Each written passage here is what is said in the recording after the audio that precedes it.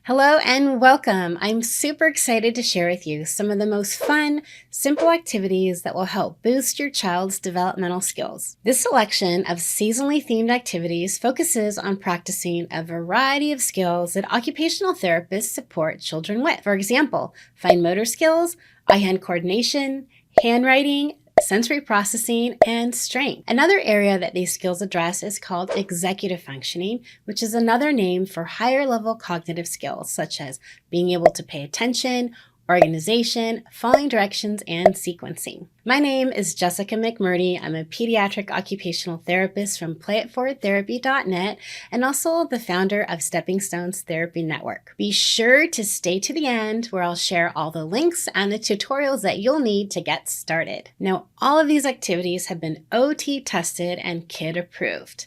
Remember to make sure that you support your kids with just the right amount of help and supervision for that just right therapeutic challenge.